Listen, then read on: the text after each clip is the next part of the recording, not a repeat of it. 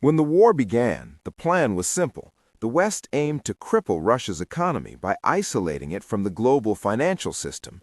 The sanctions were designed to freeze Russia's central bank reserves, expel the country from SWIFT, and leave its financial sector suffocating under the weight of international pressure.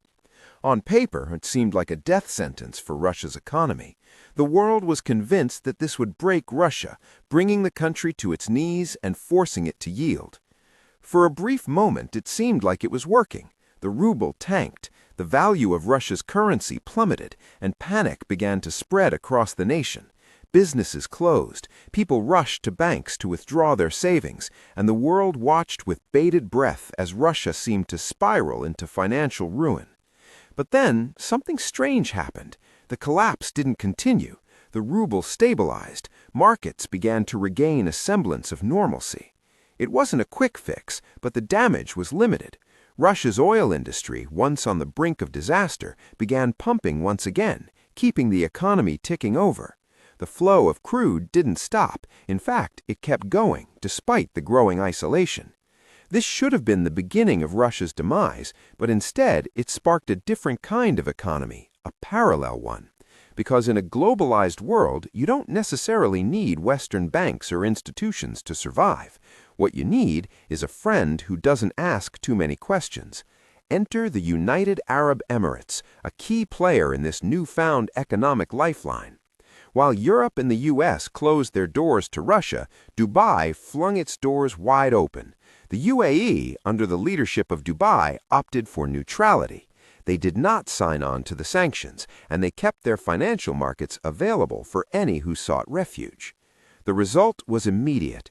Almost overnight, Dubai became a safe haven for Russian money, and the oligarchs, business tycoons, and high-ranking officials who found themselves suddenly cut off from their previous financial hubs flocked to the emirate.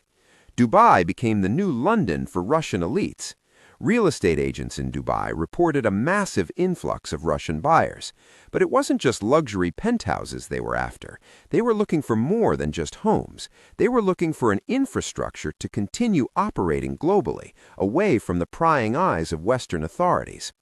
Real estate deals were just the beginning. Dubai saw a huge surge in companies, particularly in the trading and commodity sectors, relocating their operations to the city. Trading firms that once operated out of Switzerland and other neutral countries moved their headquarters to Dubai's free trade zones. The reasons were simple. Here, you could trade Russian oil without the threat of Western sanctions looming over you. You could insure your ships, process payments, and engage in international commerce, all in currencies that were completely untouched by Western regulatory bodies.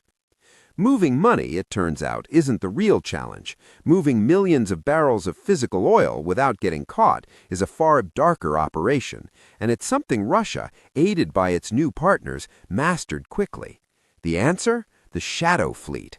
This fleet is a network of hundreds of aging oil tankers, many of them rusting hulks that operate beyond the reach of Western insurance companies. The ships, often anonymous and operating under flags from nations with lax regulations, create an invisible network of illegal oil trade. It's this fleet that allows Russia to bypass sanctions in the most direct way, shipping oil directly to global markets.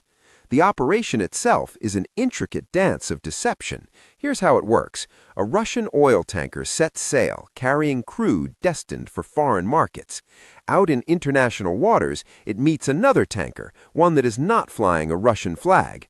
Both vessels, operating in secrecy, turn off their GPS transponders, devices that broadcast the ship's locations to the world.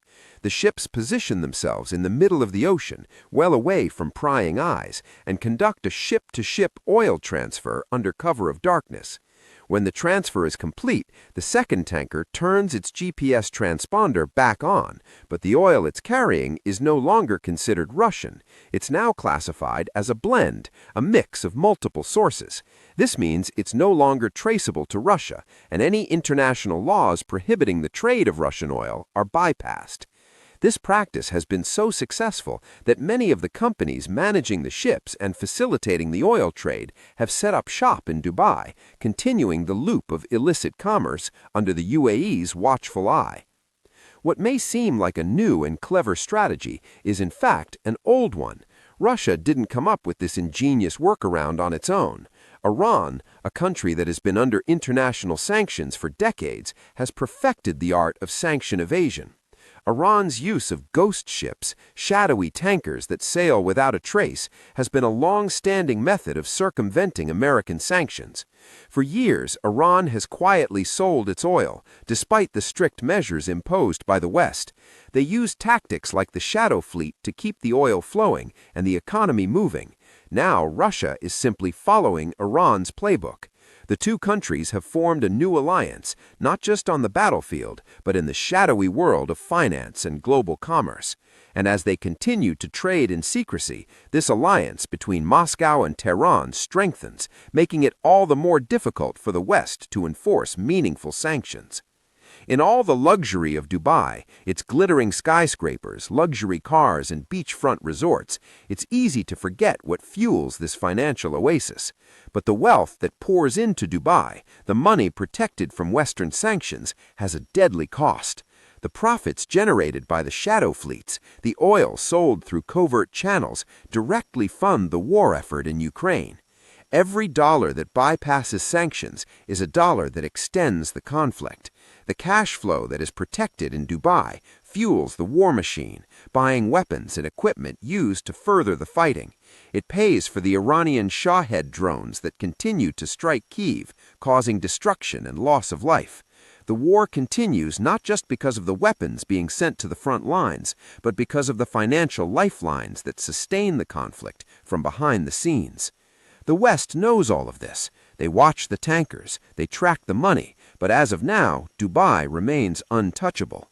The UAE's neutrality and their refusal to participate in the sanctions regime means they operate outside the reach of the international community's attempts to rein in Russia's war efforts. The Iron Curtain that once divided East and West has not disappeared, it's simply moved.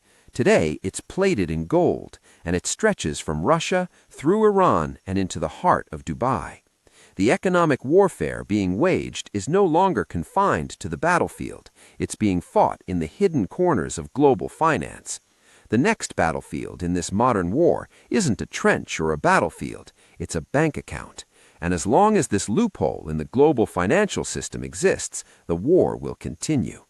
If you want to understand the real economics of modern warfare, you need to look beyond the headlines and into the shadowy world of global finance.